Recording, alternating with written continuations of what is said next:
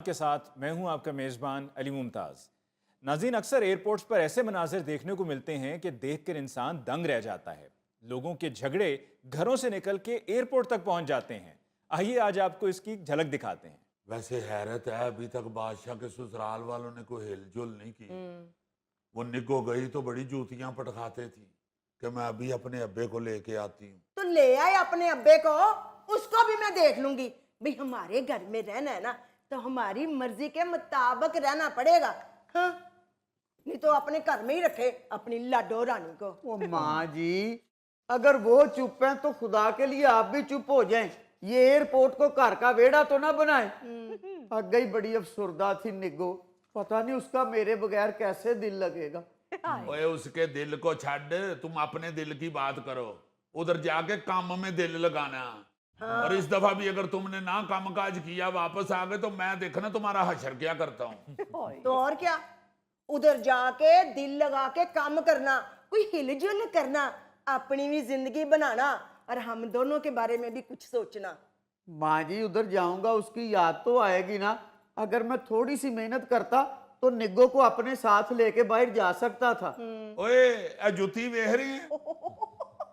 10 number की है जी। और सिर तुम्हारा 6 नंबर है। मैंने मार मार के जुतियां तुम्हारा हशर कर देना है।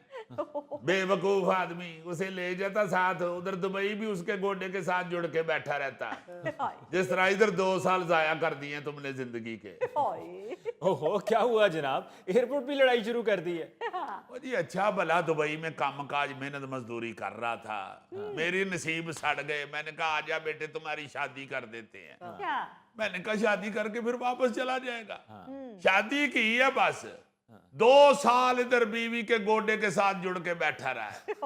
अब अगर मिन्नत तरला करके इसे भेज रहे हैं तो फिर बीवी को साथ ले जाता। तो अगर वो बीवी को साथ आप उसके भेज दें तो उसमें कोई बुरी बात तो नहीं है? और बुरी बात यही है ना जी, बताया तो है आपको। बीवी की जान ही नहीं छोड़ता, सारा दिन उसके पास बैठा होता है। इन बच्चों का यही असर है, ये नहीं अपनी जिम्मेदारी को समझते। और चुप कर जाए, ताया बड़ा तपया ही, ये ना वे इथे ही शुरू हो जाए। 1.5 लाख रुपया लगा के बाहर भेज रहे हैं और बीवी को साथ ले जाता। लगते तुसी पढ़े लिखे आदमी हो, मगर वेख नहीं ताड़ी टक्कर मारन वाली।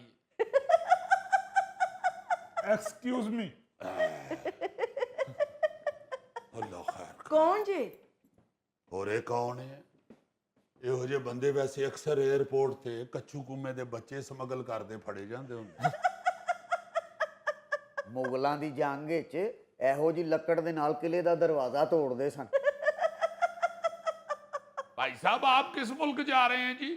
मैं जापान जा रहा हूँ। वाह, नहीं जापान में ही सोमो पहलवान की कुश्तियां होती हैं।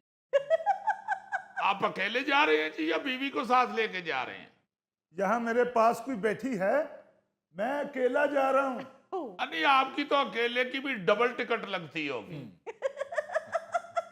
देखा, हर मेहनत का आदमी अकेला बाहर जाता है और तुम्हें अपनी बीवी की पड़ी हुई है।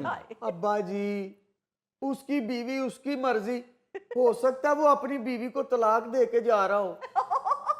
ओहो, आप बाप बेटा इंतहाई फजूल आदमी हैं। और मिस्टर, मेरी अभी एंगेजमेंट नहीं हुई। अरे होनी भी नहीं। कौन अपनी बच्ची नु हथी जिन च मोड़दा है जी? और भाई साहब, अगर आपका घर का कोई मसला है तो उसमें मुझे क्यों घसीट रहे हैं? नहीं, आप हमसे घसीटे भी नहीं जाएंगे।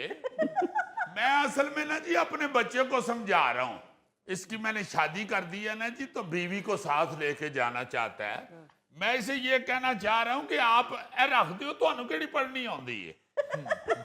मैं इसको ये कह रहा हूँ भाजी कि आप कल्ले जाओ, उधर जाके मेहनत मुहनत करो और इंशाल्लाह पैसे 4 इकट्ठे हो जाएंगे, फिर बीवी को ले जाना। तो घर में समझाना था, ये आपका ड्राइंग रूम नहीं है, एयरपोर्ट है, एयरपोर्ट। तो आप भी इधर किताब पढ़ रहे हैं, ये आपकी लाइब्रेरी नहीं है, एयरपोर्ट है, एयरपोर्ट। तो और क्या? छोड़ो इधर, मुझे तंग मत करो। और नहीं जनाब, मैं आपको तंग नहीं कर रहा, मैं तो अपने बेटे को समझा रहा हूँ। और पाजी, बच्चे ਨੂੰ ਸਮਝਾਉਣ ਦੀ ਬਜਾਏ ਆਪ ਅਕਲ ਕਰੋ।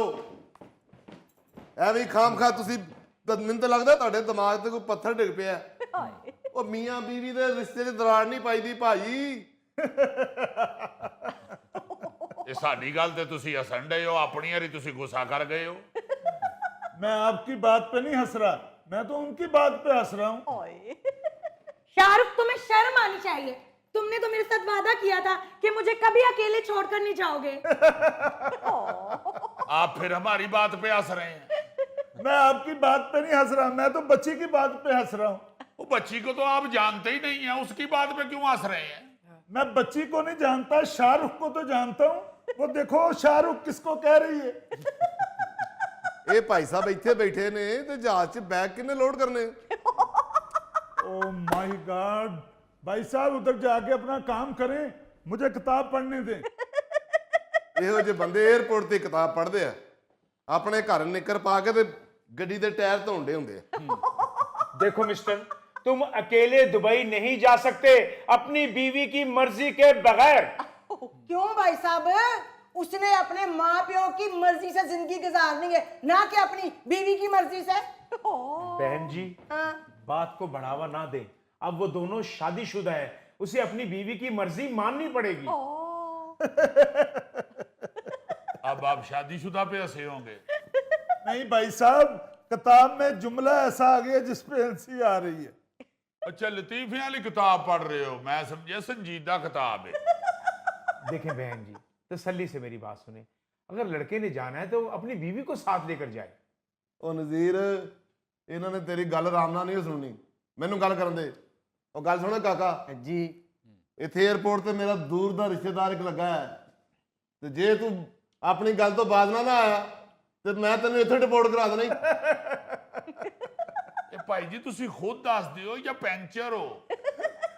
और भाई साहब, यहाँ से ऑफलोड तो हो सकता, डिपोर्ट नहीं। लो जे ऑफलोड हो गया ਤੇ ਬਾਹਰ ਜਾ ਕੇ ਮੈਨੂੰ ਕਿਵੇਂ ਬੁਲਾਏਗਾ? ਉਹ ਯਾਰ ਦੁਆ ਕਰ ਤੇਰੀ ਭਰਜਾਈ ਮੇਰੇ ਨਾਲ ਜਾਵੇ, ਇਹ ਉੱਥੇ ਜਾ ਕੇ ਦੁਆਵਾਂ ਮੰਗੇਗੀ, ਮੇਰਾ ਕੰਮ ਚੱਲ ਪਏਗਾ, ਫਿਰ ਮੈਂ ਤੈਨੂੰ ਬਾਹਰ ਬੁਲਾ ਲਾਂਗਾ। ना भाई ना, ए मेरे जिंदे जी कदी नहीं हो सकता कि ए तेरे नाल बाहर जावे। ਉਹ ਮਾਂ ਜੀ, ਮੇਰੇ ਕਹਿਣ ਦਾ ਮਤਲਬ ਹੈ ਮੈਂ ਉੱਥੇ ਜਾ ਕੇ ਮਿਹਨਤ ਕਰਾਂਗਾ, ਫਿਰ ਇਹਨੂੰ ਬੁਲਾ ਲਾਂਗਾ ਤੇ ਕੰਮ ਚੱਲ ਪਏਗਾ। बहन जी, आखिर आप मेरी बेटी से किस बात का बदला ले रही हैं? ਇਹਨੇ ਸਾਡੇ ਸ਼ਾਹੀ ਕਿਲੇ ਤੇ ਕਬਜ਼ਾ ਕਰ ਲਿਆ ਹੈ। ਉਹ ਦਫਾ ਹੋਏ, ਮੈਨੂੰ ਤੇ ਇੱਕ ਮੁਗਲਾਂ ਦੇ ਦੌਰ ਦਾ ਮਸਤ ਲੱਗਦਾ ਹੈ। ਉਹ ਯਾਰ, आपको बात क्यों नहीं समझ आ रही? बदला किस बात का लेना है? वो जाके मेहनत मजदूरी करेगा, सेट हो जाएगा तो बुला लेगा उसे। ਉਹ ਜੀਰੇ ਫਿਕਰ ਨਾ ਕਰ ਤੂੰ, ਇਹਨਾਂ ਇੰਜ ਨਹੀਂ ਉਹ ਬਾਤ ਆਣਾ, ਮੈਂ ਵੇਖ ਲਾਂਗਾ ਤੈਨੂੰ, ਵੇਖਣਾ ਮੈਂ ਤੂੰ ਕਿਸ ਤਰ੍ਹਾਂ ਆਪਣੀ ਬੁੱਢੀ ਨੂੰ ਇੱਥੇ ਛੱਡ ਕੇ ਜਾਣਾ ਵਾ। ਉਹ ਭਾਈ ਸਾਹਿਬ, ਤੁਸੀਂ ਮੈਨੂੰ ਵੈਸੇ ਸ਼ਕਲੋਂ ਕੋਈ ਸਮਝਦਾਰ ਲੱਗਦੇ ਹੋ, ਇਸ ਤਰ੍ਹਾਂ ਹੋ ਸਕਦਾ ਆਪਣੀ ਬੁੱਢੀ ਨੂੰ ਛੱਡ ਕੇ ਤੇ ਕੋਈ ਬਾਹਰ ਚਲਾ ਜਾਵੇ? ਹੈ ਲਓ, ਪੁੱਛਣ ਉਹਦੇ ਕੋਲੋਂ ਡੇ ਹੈ ਜਿਹਦਾ ਹਲੇ ਵਿਆਹ ਹੀ ਨਹੀਂ ਹੋਇਆ। ਹੈ ਤੇ ਆ ਸਿਰ ਤੁਹਾਡਾ ਵਿਆਹ ਤੋਂ ਬਗੈਰ ਹੀ ਬਰਬਾਦ ਹੋ ਗਿਆ। Excuse me. ਇਹ ਕੁੜੀ ਵਾਲਿਆਂ ਨੇ ਕਹਿਤਾ ਹੋਣਾ ਨਾ।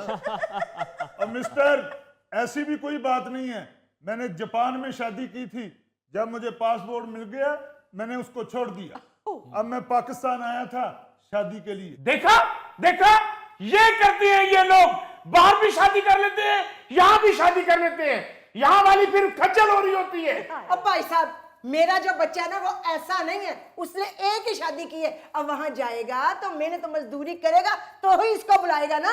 ये यहाँ से जाएगा तो मुझे साथ लेके जाएगा। मैं भी देखती हूँ ये कैसे अकेला जाता है। और मैं भी देखती हूँ ये कैसे नहीं जाता अकेला। माँ जी ना लड़े इसके साथ, आपको पता है ना इसने पहले भी एक दफा परस से पिस्तौल निकाल लिया था। ਉਧਰ ਪਿਸਤੌਲ ਨਿਕਲਣ ਦੇ ਨੇ, ਤੁਹਾਡੇ ਦੰਦ ਨਿਕਲਣ ਦੇ ਨੇ। यार मुझे समझ नहीं आ रही आप लोगों को क्या एतराज है मेरी हंसी पे। ਇਹ ਉਰਦੂ ਲੱਗਦਾ ਕਿਸੇ ਮਜਬੂਰੀ 'ਚ ਹੀ ਬੋਲਣ ਦੇ ਤੁਸੀਂ। मिस्टर, मैं एयरपोर्ट पे उर्दू ही बोलता हूँ। ਕਿਉਂ ਜੀ?